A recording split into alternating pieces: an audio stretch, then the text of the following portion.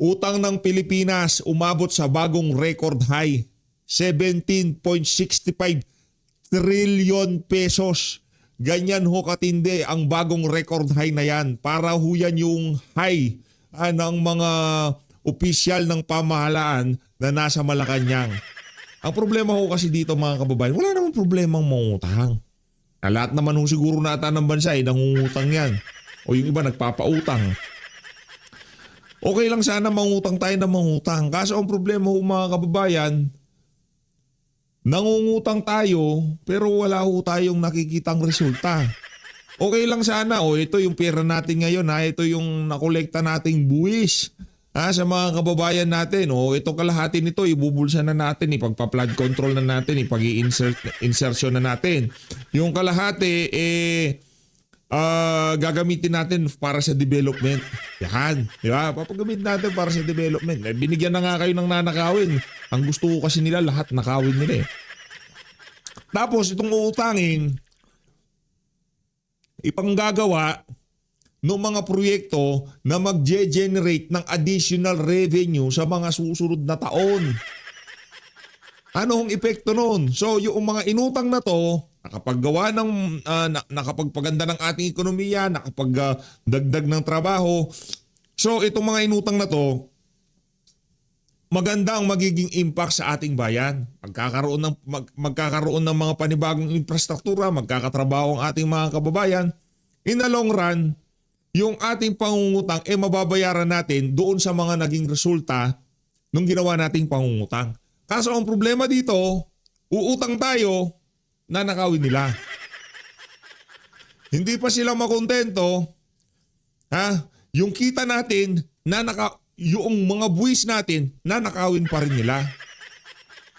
Pag nagpatuloy ho itong mga ganitong klaseng kalakaran sa mga susunod na taon hanggang sa 2028, kahit sino maging presidente ng Pilipinas, sabihin ko sa inyo mga kababayan, mahihirapan ho tayong makarecover. Ngayon pa nga lang iniisip pa lang natin, halimbawa si VP Sara na ngayon ng presidente, mahihirapan ho tayong mag-recover sa ginawang kabalbalan nitong si Marcos Jr. At dito rin ho pala sa video na to, pag mga punto de vista nitong si Atty. Vic Rodriguez sa ginawang pag-aresto ng bangag administration dito kay General Pokis. Pagbaba sa airport, dinakip po siya ng mga tauhan nitong si Bangag. Pero bago yan, isang like at isang subscribe. Masaya na po tayo dyan sa mga gusto sumahal sa ating community. Yung join button, nandyan lang po sa baba. Walang problema mangutang. Pero sana naman, yung mga inuutang natin, magiging dahilan yan para gumaan ang pamumuhay ng ating mga kababayan. Yung may pagpapatayo ng mga bagong kalsada, may pagpapatayo ng mga bagong linya ng tren. Diba? Wala na ho kasi talagang tatalo sa tren. Sa totoo lang nakita ho natin yung mga lugar na gumagamit ng mga bagon para sa kanilang mga mass transportation. Wala na hong tatalo doon. Sa maniwala ko kayo sa hindi, ang solusyon sa trapiko sa Pilipinas pagandahin ang ating mass transport system. Paano mapapaganda? Jeepney? Hindi. Bus? Hindi. Kalokohan ho yun mga kababayan. Ang makakapagpaganda dyan, walang iba kundi train.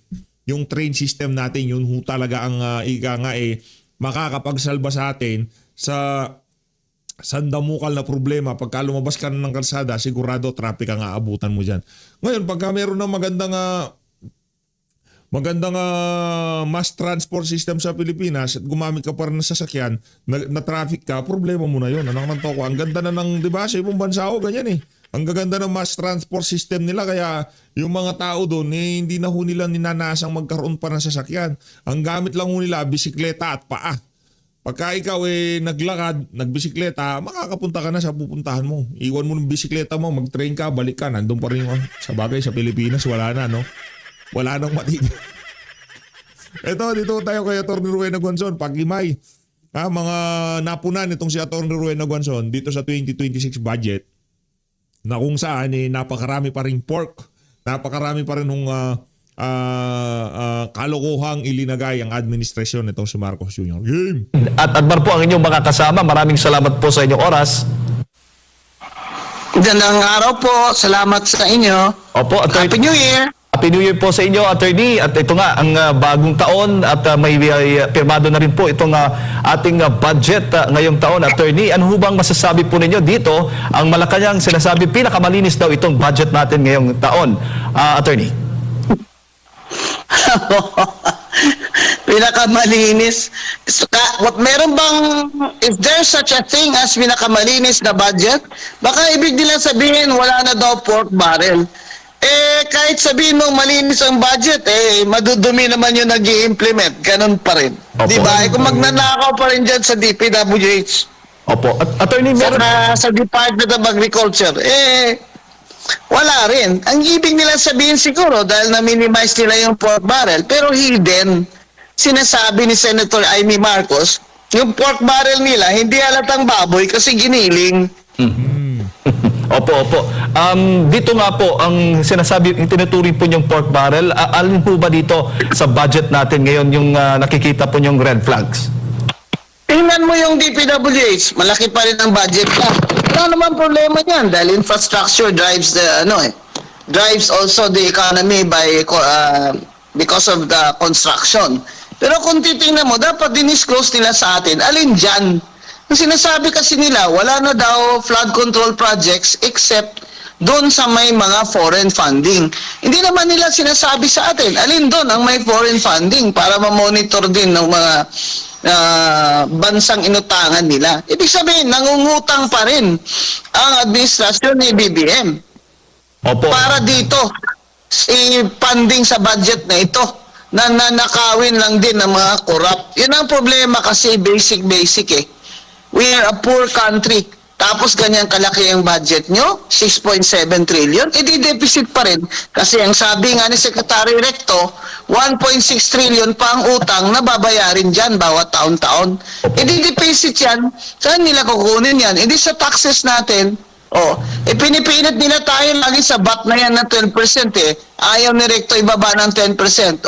Dahil tayo ang nagbabayad ng utang ng administrasyon ni BBM na puro magnanakaw. Hindi. Grabe no, uutang sila tapos para dadamihin yung nanakawin nila. Ngayon, ang magbabayad, saan ba yan ang Pilipinas? Kakalungkot ho mga kababayan pagka naiisip natin. Every time na magpapagasolina ka, every time na kakain ka sa labas, every time na, di ba, bibili ka ng mantika, kung ano man ang bibilin mo, merong value added tax. Yung value added tax na yon, yung porsyento doon, o baka yung value added tax na yon, pambabayad doon lang sa interest ng mga inutang ng administrasyon na to, na kung saan inutang nila para itapal dito sa mga flood control na to, na kung saan ininakaw naman nila. Mga kababayan, nililin lang tayo nito ni BBM Nililin lang niya tayo. Akala niya talaga napakatanga na ng mga Pilipino. Ngayon lang siya nakaramdam na lame duck president na siya sa midterm niya kasi itong social media, ito ang malaking tulong sa atin na tayo'y nagpoprotesta sa mga pagnanakaw nila. Kaya huwag niyo silang lubayan. Huwag kayong maniwala dyan. Nasabi nila, this is the cleanest budget. Niwala ako sa inyo. Ibig niyo sabihin, wala kayong insertion during the BICAM. Talaga? Tawag na nga ninyo, amendment. Sabi ni Risa Ontiveros, wala daw siya insertion. Meron siya amendment. Sabi ni Frank Drilon, Senate President Frank Drilon, amendment at insertion, parehas lang yun. Sino ba mas matalino? Si Senate President Drilon o si Senator Risa Ontiveros? Ang hirap talaga itong ginagawa tayong bobo kaya sawang-sawa na ako. Sabihin nila, to si Atty. Guanzon, wala nang magandang nasabi tungkol kay BBM. Bakit ako may magandang sasabihin tungkol sa kanya? Wala naman siya nagawang maganda. Addict siya Diba? Palapakan muna natin itong si Atty. Rowena Guanzon. Yan yung mga klase ng mga senador na kailangan natin sa 2028. At kung susuportahan nyo itong si Atty. Rowena Guanzon sa 2028, i-comment nyo na ho yan sa baba. I-share nyo na ho sa video na to kung susuportahan nyo itong si Atty. Vic Rodriguez at itong si Atty. Parehas pa naman na abogado to, Atty. Rowena Guanzon sa 2028 senatorial election. Kahit hindi po tumatakbo yung mga yan, kinakampanya na natin dito sa PH Update. Opo, Attorney, at yung itinuturing na mga allocable items, iba pa yon? pa yun. Sinasabi niya, hindi daw yun pork barrel. Ano ibig sabihin? Bakit allocable ang tawag dyan? Ngayon lang niya, talagang unprogrammed funds niya sa budget, binaba niya. Pero meron pa rin. Kasi yung unprogrammed na yan, prohibited naman talaga yan. Hindi yan ginagawa nila ni Recto at ni BBM at ng Speaker at ng Senate President out of the goodness of their heart. Ginagawa nila yan kasi prohibited na yan ng Supreme Court, unconstitutional na yan. Ginagago naman tayo Napakadami nating abogado, natatanga-tangahan tayo. That is prohibited, that is unconstitutional. It's unconstitutional to remit all excess or reserve funds of government-owned and controlled corporations. Yan ang ginagamit noon ni BBM for 3 years bilang pundo ng kanyang unprogrammed funds kung saan ang unprogrammed funds, presidente lamang ang makaka-release niyan. Kaya BBM, wag mo na kaming gawing tanga kagaya mo. Alam naman namin na ikaw lang makakalabas ng unprogrammed funds. Kaya nag-resign yung Secretary Amina. Hindi niya na kaya yung batikos dahil totoo naman. Walang unprogrammed funds sa budget na yan General Appropriations Act na pwedeng lumabas o ma-implement kung walang pirma ang presidente. So wag niya tayong gagawing tanga na for 3 years ginawa niya yan. At ang paraan para makakuha sila ng perang kukurakutin nila. Lahat ng reserve funds natin sa Philippine PhilHealth, kinuha nila, 89 billion. Sa PDIC natin, more than 100 billion. Ano pala, gatasan pala yun? Government-owned and corporations, ginagawang milking cow ni BBM para ipondo niya sa unprogrammed funds niya.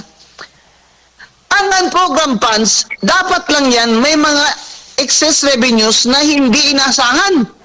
I-replay niyo yung mga interview ni Secretary Recto. Lumabas din yun sa kanya dahil alam niya naman hindi tayo tanga.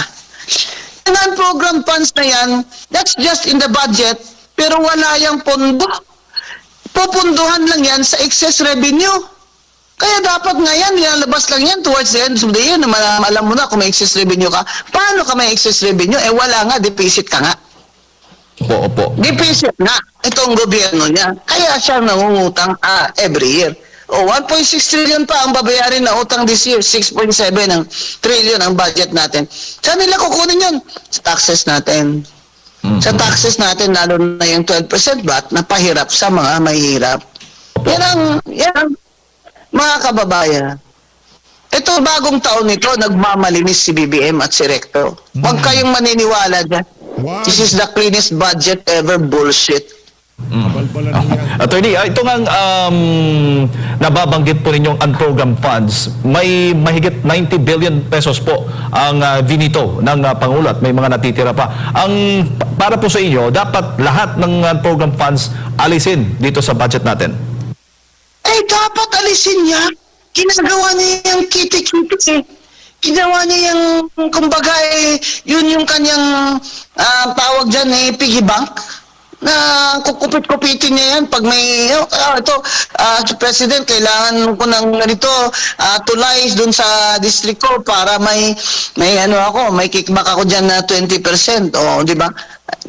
Wala nga pondo yan. Excess revenue lang ng mga kapondo dyan. Dapat in-erase niya na dahil deficit naman tayo. Anak ng tinapaka BBM, 3 taon pa. Talagang ibabaon mo na kami sa utang. Kawawa mga kaapu-apuhan namin. Pero ikaw, baka siguro, dahil bangag ka, hindi mo napipil yun. Saka ang dami-dami yung pera na ninakaw. Hindi nyo na maubos yan. Sa 3 kamatayan nyo man, hindi nyo maubos yung ninakaw nyo sa amin. Pero paano mga mahihirap? Paano? Sa 3 years na ito, paano ang services? Sabihin nila, may maip naman attorney, may ganyan-ganyan, ayuda. Kailangan namin trabaho. Kailangan ng mga hirap trabaho, hindi ayuda. 2.4 million ang walang trabaho nitong Paskong ito. More than 1/2 sa mga Pilipino nakaranas ng gutom. Ito ba ang administrasyon na gusto nyo maulit pa sa 2028? Huwag kayong pumayag na linlangin kayo uli ni BBM at ng kanyang gang. Okay lang yan sila dahil mayayaman sila. Paano kayo? Pagka-graduate ng mga anak nyo na halos hindi na kayo kumakain. Parang ang baybaon ang mga anak nyo sa college. Pagka-graduate after 3 years, walang trabaho. Sino pa mag-invest sa Pilipinas kung ganito tayo ka corrupt? Palagay nyo kaya hindi alam ni Trump na cocaine addict si Bongbong? Alam ni Trump yan. Oh, inaresto nga si Maduro eh. Dahil nagda-drug trafficking eh. Anong sinabi ni Trump? Lahat kayo, mga heads of state, ng mga drug traffickers kayo at drug users, hindi kami papayag dyan. Yan. Pinaprotect siyempre ng Amerika yung kanyang... Paano ho mga kababayan kung ang isunod na kunin nitong si Trump itong si Marcos Jr. Sayaw siguro no. Ang sayaw siguro. Kasi hindi sa interest hindi sa interest ng Amerika yung mawala itong si Marcos Jr. Diyan ka lang Marcos Jr. Ang gusto ng Amerika diyan ka lang bangag ka Lahat ng gusto namin nakukuha naman namin. Ba't ka aalis? Huwag ka aalis diyan ka lang, di ba? It wants to protect its nation and its people. Alam din ng Amerika nang sumisira sa kanyang mga young people ay itong drugs. Kaya talagang matindi sila sa pagbabawal ng drug trafficking to America. And the Philippines is a transit country ng drugs. Alam din ni Trump yan. Kaya tayo, huwag tayong magpapaloko dyan kay BBM gang. Nakapalibot dyan sa kanya, puro addict. Kaya tingnan nyo nangyari sa atin. Lahat sila, bulsa lang nila, inuuna nila. Bagong taon, walang pag-asa kay BBM. Huwag kayong maniwala dyan. Kailangan mag-resign na yan siya. Wala kailangan mag-resign na yan siya. Walang magpapautang. Nangutang taon-taon. Deficit ang budget, okay pa rin sila. Itong mga congressman na ito na mga walang hiya. Buti naman si Garjola na frozen na yung assets niya. Ito naman ang panawagan ko sa Bureau of Internal Revenue.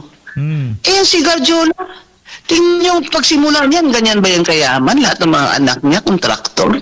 Dito sa Batangas, hari-harian yan. Kinatawanan lang kami dito sa Batangas. Yung Garjola na yan, frozen ang assets niya, nakangiti pa siya kasi marami siyang tinago.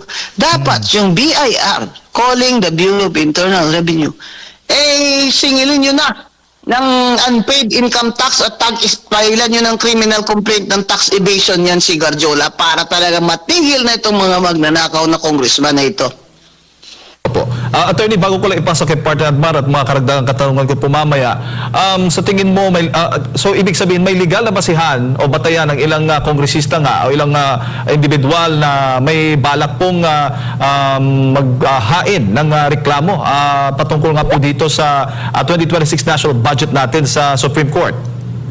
Tama naman. Maganda naman yan. Lalo na, di ba, yung one sambayanan ni former Justice Antonio Carpio, di ba? Pinanalo naman nila yung kaso doon sa na ibalik yung PhilHealth. Di ba?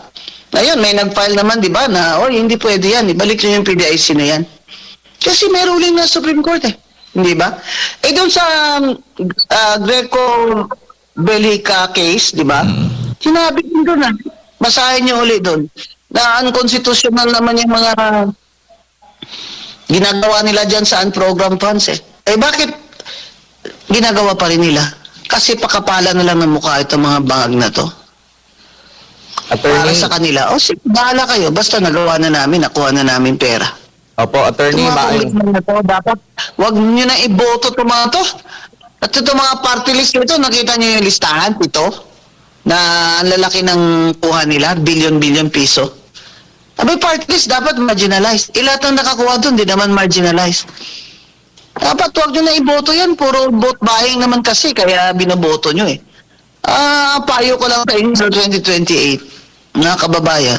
Tanggapin nyo na lang yung pera nila. Hindi naman nila pera yan. Huwag nyo sila iboto.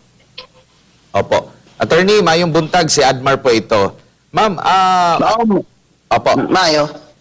Ano po yung masasabi ninyo? Kasi yung mga mahalagang proyekto, yung mga malalaking proyekto, yung mga foreign assisted projects, according nga dito kay Senadora Amy Marcos, malaki po ang tinapyas doon sa budget. At ang sinasabi niya, napunta din daw ang ibang mga tinapyas na budget doon sa mga tinatawag na assistance program para o nagiging instrumento sa pamumulitika. Attorney. Ayuda. Napunta dun sa ayuda. Oh, ano information ko?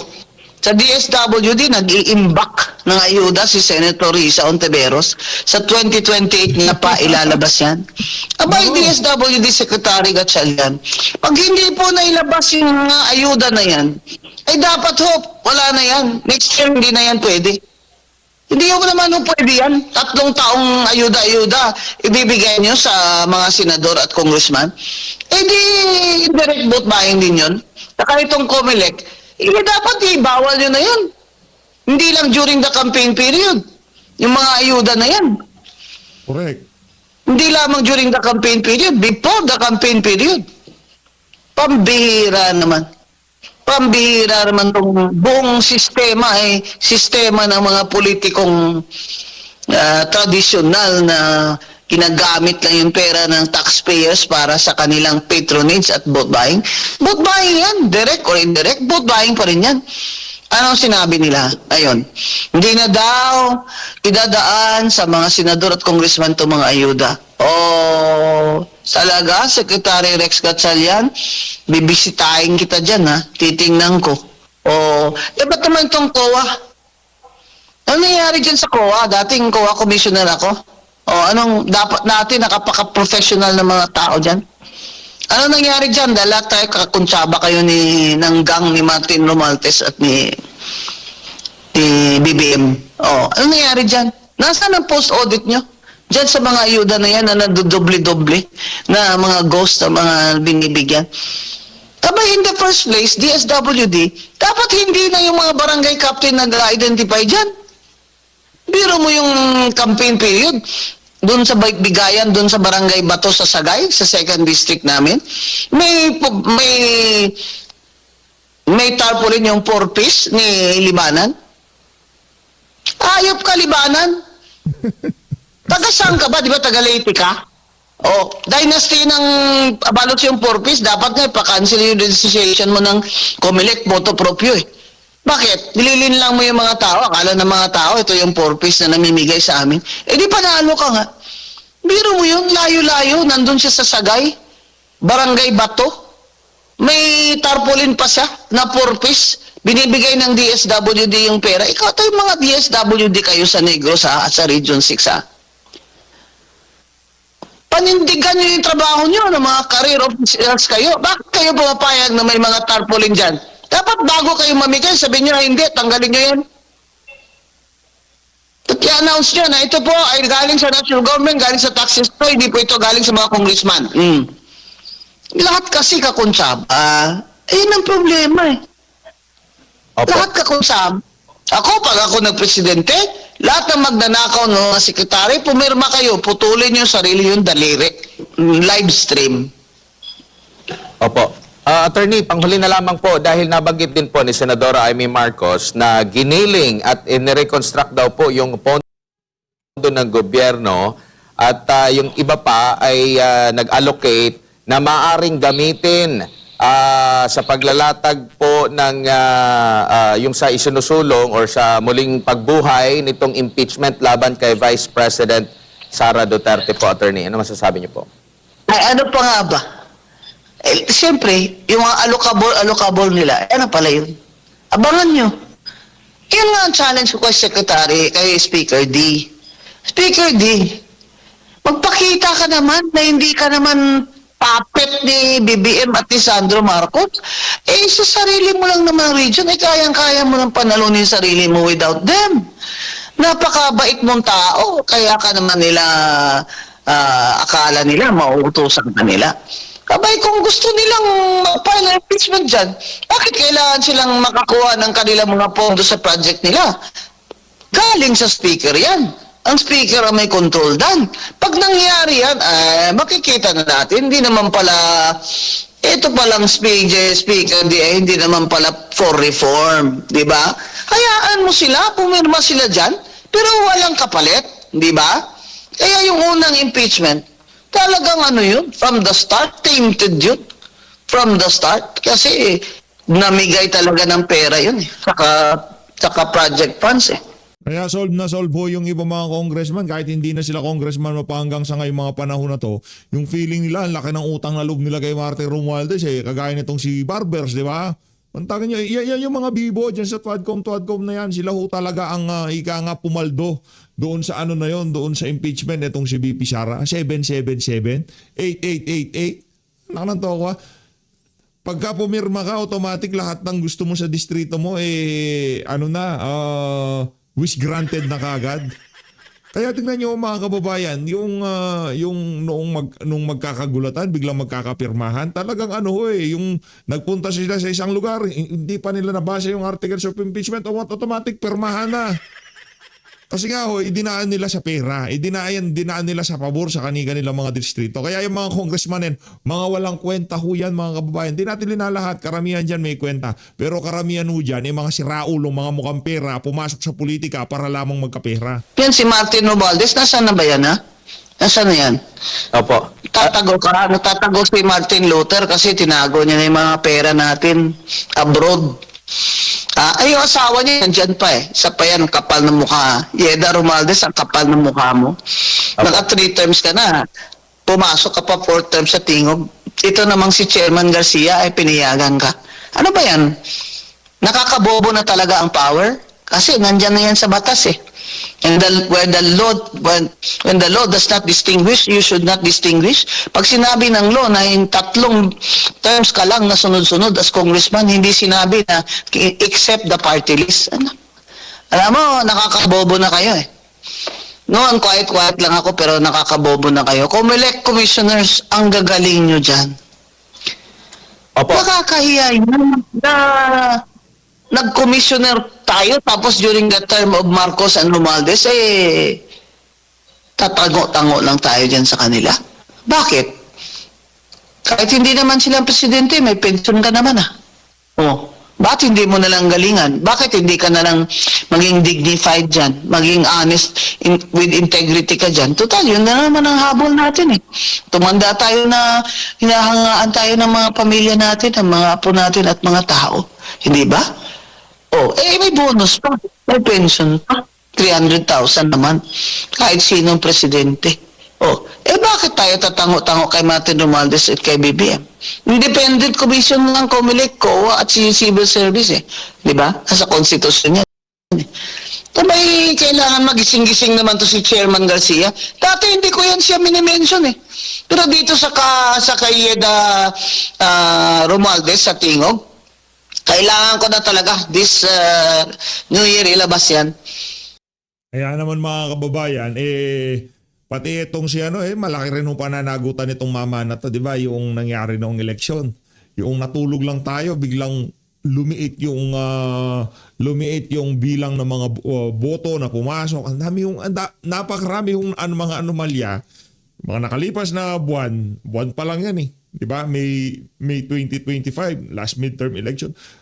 Napakarami yung anomalya dito sa flood control, dito sa impeachment ni VP Sara, yung mga congressman na binayaran, etong kay George Garcia sa nung eleksyon, napakarami ngayon dito naman sa budget, sa 2025 budget. Sa sobrang dami ng issue, kahit ano pang laki ng issue na to, dahil sigurado, sa susunod na buwan o sa susunod na linggo, may mas malaking issue. Ang administrasyon ay parang naging kumpiyansa na ano na yan.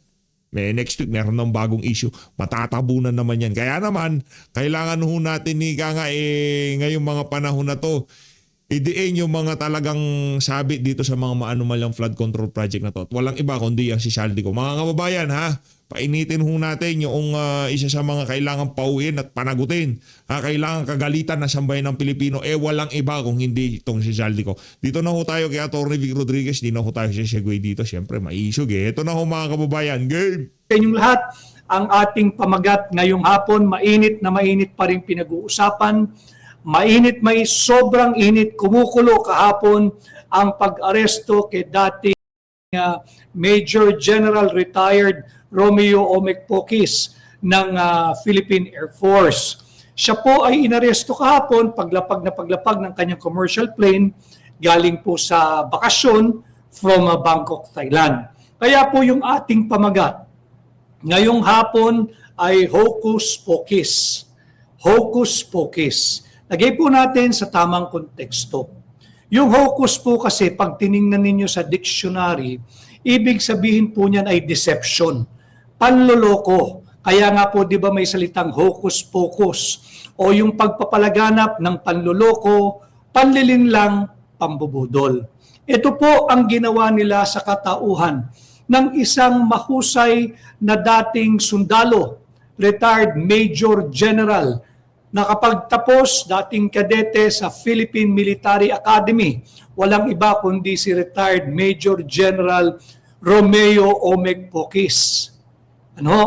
Ginamit nila si General Pokis upang linlangin patuloy ang mamamayang Pilipino. Alam mo ninyo, yung pag-aresto sa kanya, inabangan same template na ginamit po kay Tatay Digong. Kung maalala ninyo, noong March 11, inabangan pagka-uwi dyan din sa Terminal 3 ng ating airport dito sa Maynila. At mabuti, ang malaking pagkakaiba, kung ginawa nila yung ginawa nila kahapon kay General Pokis at hindi hinokus-pokus yung pag-aresto kay Tatay Digong, siya ay dapat katulad ng ginawa kay General Romeo, Major General Romeo Omek Pokis kahapon. Dinala, prinoseso, dinala sa kampo. I believe he was subjected to the procedural medical check at pagkatapos niyan, pag-uusapan din natin, dapat yan agad-agad, without delay, dalin mo doon sa korte, doon sa RTC Branch 77 sa Quezon City nang walang delay, nang wala man lang anong pag-aatubili upang malaman nung nag-issue ng warrant na nakuha nyo na sa inyong kustodiya yung taong subject ng warrant of arrest. Ito ba ay ginawa kahapon? According to the personal account or narration of General Pokis, una siyang pinagkaitan ng kanyang karapatan na makausap at makasama at makonsulta yung kanyang mga abogado. Bawal na bawal po iyan. Malinaw po yan sa saligang batas. Hindi siya binigyan ng pagkakataon na makausap yung kanyang mga abogado. Meron ding may natanggap din akong isang video na nandoon mismo yung isa sa kanyang mga lawyers, si Attorney Ferdinand Ferdy Topacio, na tinatanong niya yung isang opisyal doon, ano ang iyong pangalan, ano ang iyong surname, ano yung iyong badge, at ano yata yung service. Kung police ka ba, kung AFP ka ba, kung Navy ka ba. Subalit, wala na pong officer and a gentleman. Kitang-kita doon sa conduct or character nung kinumpronta ni Attorney Ferdy Topacio, hindi siya sinagot. Ang sabi, hindi po akong ground commander, ang ground commander ay nasa loob. Ang tinatanong naman ay kung ikaw ba hindi po kung ikaw ang ground commander. Ang tanong sa kanya ng isa sa mga abogado ni General Romeo Pokis, ano ang iyong pangalan? Ano ang iyong rango? Ano ang iyong badge number? Sapagkat hindi nga po nila ma-access yung kanilang kliyente. So mahalaga pong malagay natin sa tamang konteksto. Makikita natin with the simple definition of hocus, ibig sabihin po nun panlilinlang. Ito pong ginawa kay General Omek Pokis, Major General, ito po ay panlilinlang. Bakit? Ang gusto hong makita, kaya uminit ng todo ang usaping ito kahapon, ang gusto pong makita ng mamamayang Pilipinong nakaposas ay yung mga sangkot sa daang bilyong piso, trilyong pisong flood control funds anomaly.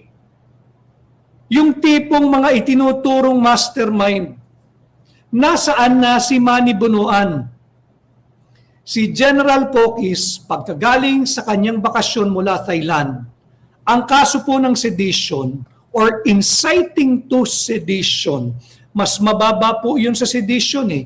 Yung inciting to sedition, bailable offense po yan. Tingnan po ninyo yung panghuhukus ng mga elemento ng gobyerno. Ang inciting to sedition is a bailable offense. And yet, nagmamadali po silang masakote yung taong hindi po palabas ng bansa. Si General Pokis po kahapon ay galing sa Bangkok, Thailand. Pauwi. Ibig sabihin, wala doon yung him being a flight risk.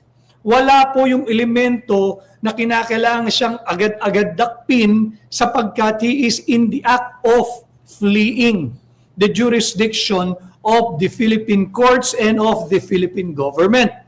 Malinaw po yun, papasok siya inbound galing Bangkok, Thailand. Nagmamadali siyang arestuhin. Yun po pumapasok yung panghuhukus ng kasalukuyang administrasyong ito. Panay po propaganda They need something to feed the news mill. Ano ho, kinakailangan nila ng istorya to feed to the news outlets para pagtakpan yung marami nilang sablay. Makikita natin dito, yung propaganda nila, linalabanan yung memory o alaala ng taong bayan. Huwag po tayong pumayag doon. Binubura nila yung ating alaala nung napakaraming kurakot, corruption, massive corruption and looting of public funds, even the issue of drug addiction. Paano? By trying to suppress those who are expressing legitimate dissent, like in the person of Major General Romeo Pokis.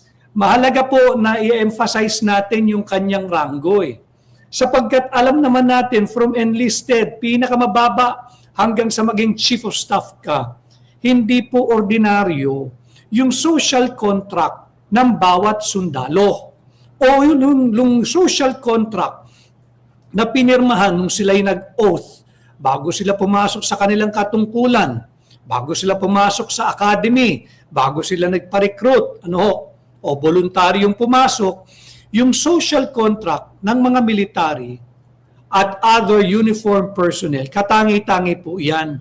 Dahil maghanap po kayo ng trabaho na ang job description ay maaari kang makapatay in the defense of your country and of your people, or kinakailangan kang handang mamatay at ialay ang iyong buhay para sa iyong bansa, para sa iyong kapwa Pilipino. Sundalo lamang po yan. At yan po inabot ni General Pokis, ni Omek Pokis, ang Major General rank sapagkat ibinuwis po niya ng maraming ulit bilang combat pilot ang kanyang buhay. Ano po ang nagintay sa kanya pagbalik? Galing sa bakasyon kasama marahil ang pamilya, galing Bangkok, Thailand. Imbis po na makauwi muna, hindi ko po sinasabing dapat siyang bigyan ng special treatment. Ang ibig ko pong sabihin, bakit nagmamadaling arestuhin yung inbound passenger sa isang kasong bailable? Pwede namang pauwiin at pagdating sa bahay katukin, Sir, Major General, pasensya na po kayo, meron kayong warrant, maaari ho ba kayong sumama sa amin? Sasama naman yan Sasama naman yan. Wala namang planong magtago o tumakas.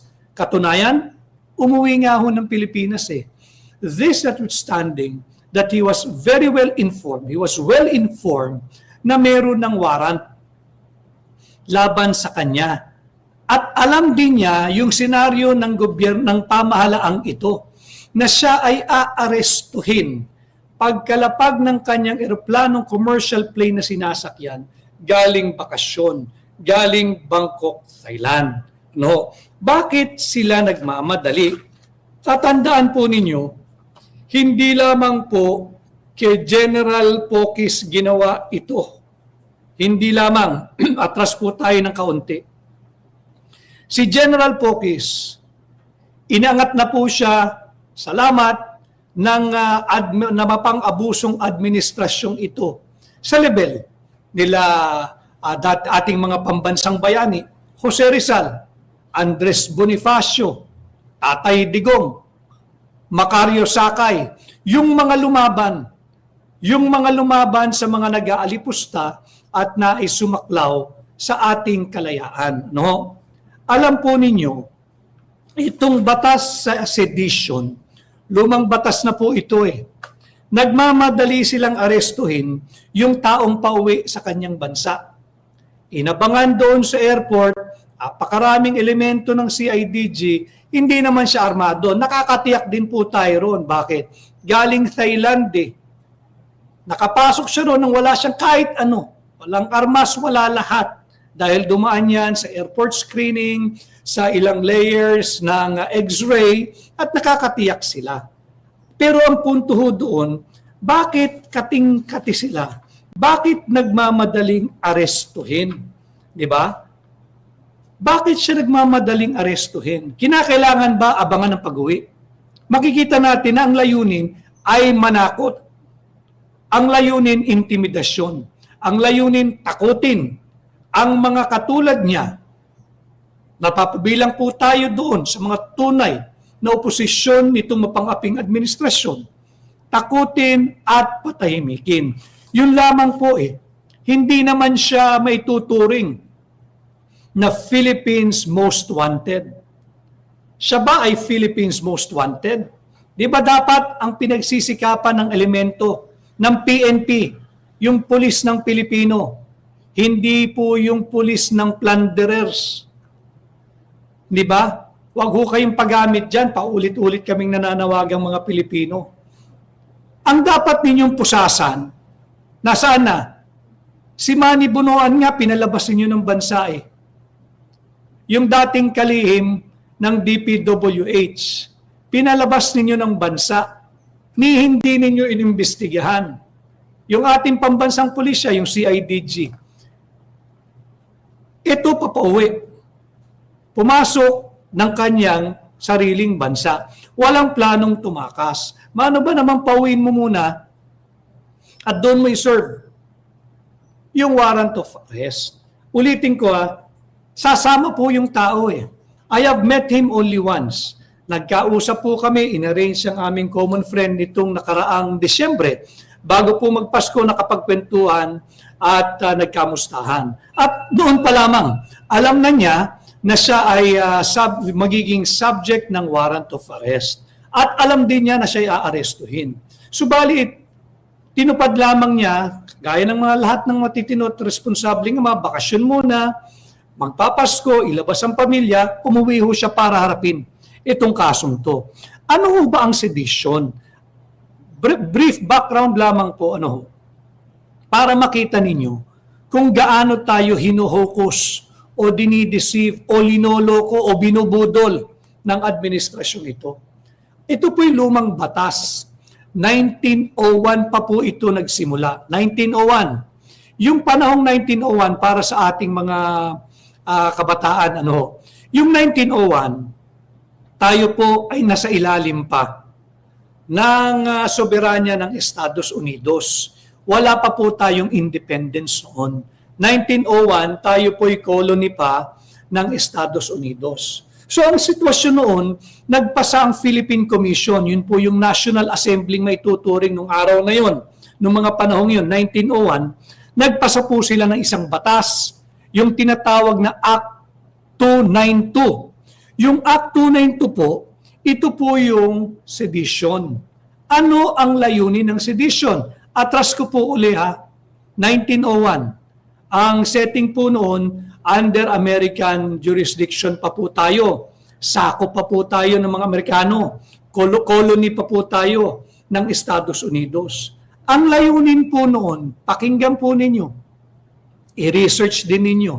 Ang layunin ng Act 292, yung sedition law, ay upang supilin ang mga Pilipino na humihingi ng kalayaan or independence from their colonizer, which is the United States of America.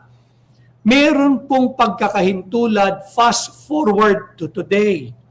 Itong sedition law or inciting to sedition available naman, minamadali nilang mapusasan si General Omek Pokis. Hinokos nila, linoko nilang sambayan ng Pilipino. Inilalayo. Kaya po yung hocus, deception po yun eh. To deceive. Linoloko tayo, binubudol tayo. Kinakailangan mailayo yung kontrobersiya ng trilyong pisong anomalya kay Bongbong Marcos. So gagawin nila lahat para lang makalimot. Ulitin ko ang nangyayari yung propaganda nila, pilit binubura yung ating mga sariwang alaala. Paano? Di ba, nabanggit ko na sa inyo, pansinin ninyo, bago matapos ang linggo, gagawa sila ng isang malaking istorya para yun ang magdidikta ng mga istorya ng pahayagan, yung mainstream media, na hindi naman patas ang pagbabalita, kaya dito na ho kayo sa ating pahina. Para yun ang lalabas na istorya. Hindi mailabas yung massive corruption at looting of public funds ng Bongbong Marcos administration. So Act 292 ng Philippine Commission, ito po yung National Assembly nung araw. Ang layunin po nito ay to suppress the Filipino people whose advocacy is to gain independence, to gain their freedom from the United States of America, na hindi na tayo maging colony o saklaw o tau-tauhan ng Estados Unidos. Suppression Ang origin po ng batas na ito, suppression.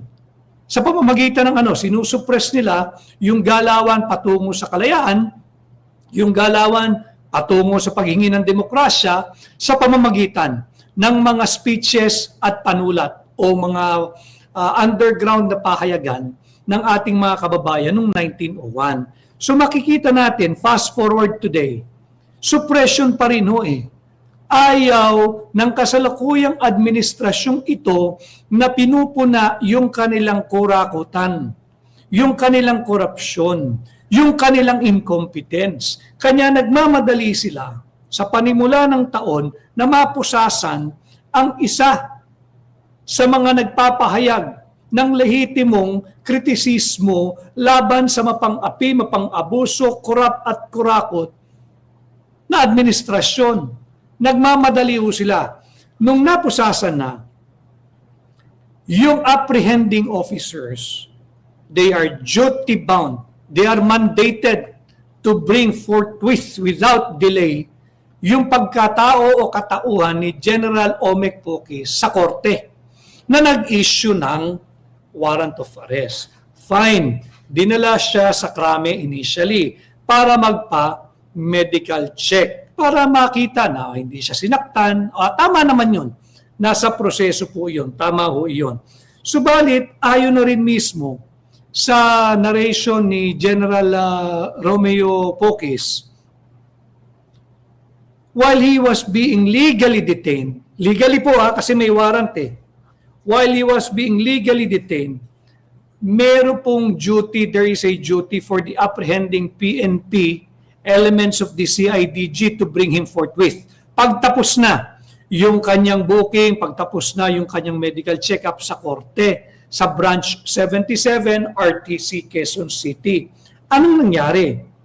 Hindi po siya pinayagan agad-agad na makapunta sa korte. Kinakailangan pa niyang makiusap. Ang sabi ho sa kanya, you cannot be physically present there, just send yung mga affidavit of arrest, etc., may mga abogado ka naman doon. Yun po ay paglabag sa kanyang karapatang pantao. Yun po ay paglabag sa ating saligang batas. Kanya mahalaga na kahit po ito'y mainit na pinag-usapan kahapon, marami pa rin pong mga legal implications yung ginawa ng mga elemento ng PNP-CIDG.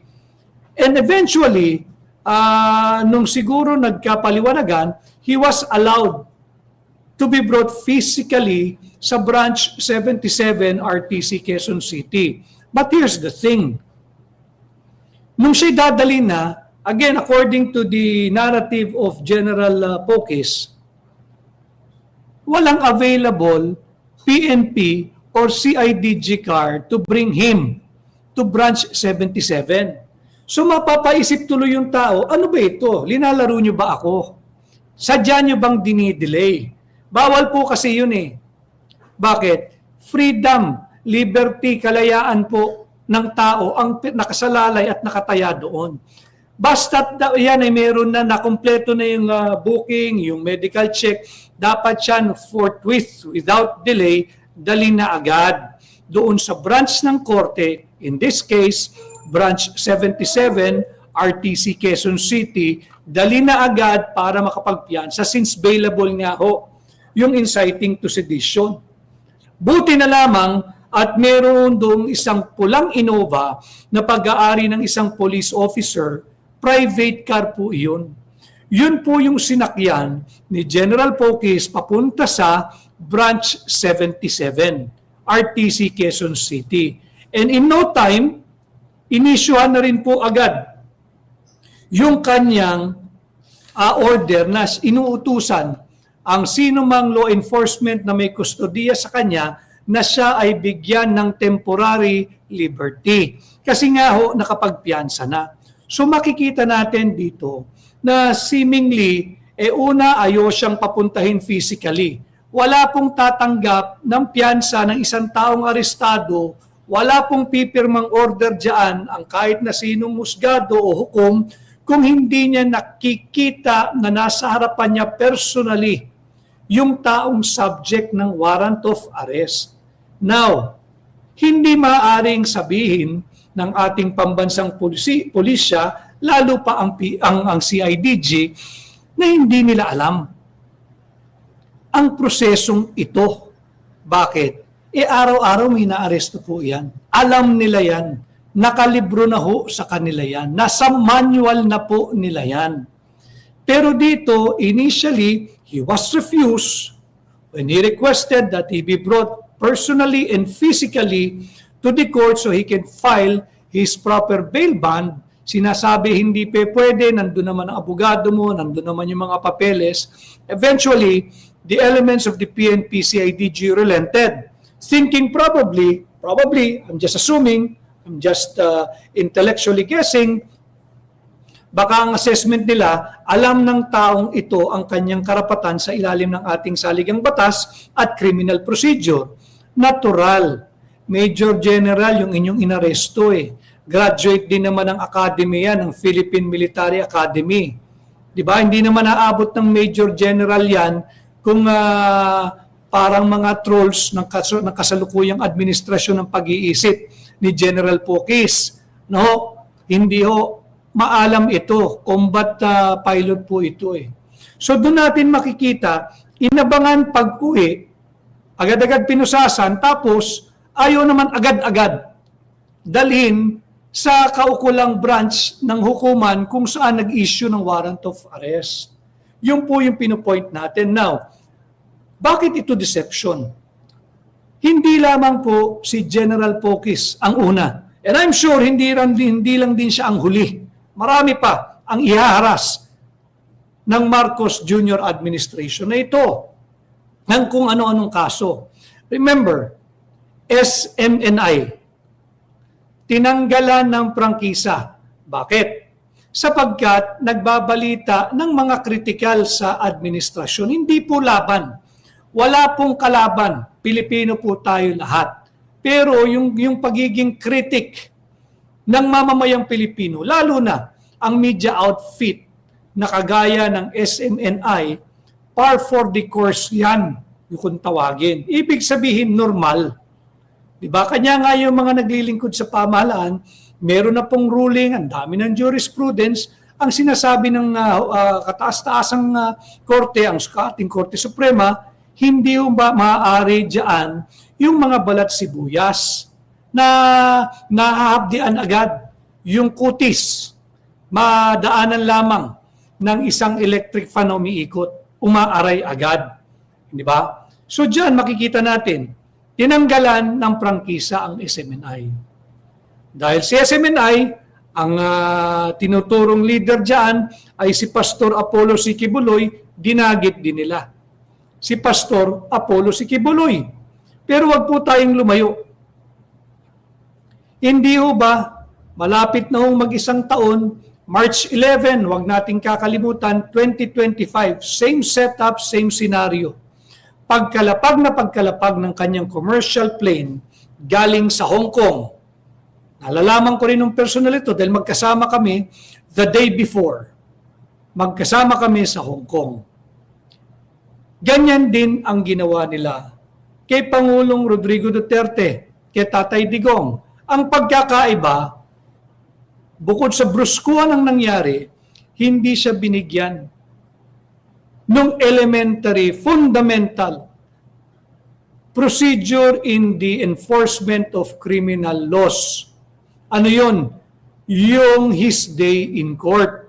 Ang hinihingi niya, fine, arrest me, but brought me immediately to the nearest court. Kung ang NAIA Terminal 3 ay saklaw ng Parañaque o ng Pasay, kahit na sinong RTC doon, dapat doon dinala si Tatay Digong. Makikita natin yung pagkakaiba ng treatment. Okay ho yun, yung ginawa kay General Romeo Pocis. Tama yun. Ang hina-highlight natin dito, hindi nila pinagkalooban ng his day in court si Tatay Digong. Kubagkos, isinakay muli sa eroplano, kadarating lamang, walang passport, walang visa, walang dokumento, inilipad papuntang Dubai, nag-refuel siguro doon o nagproseso pa bago idiniretso sa The Hague. Yun po yung malaking pagkakaiba. So, going back,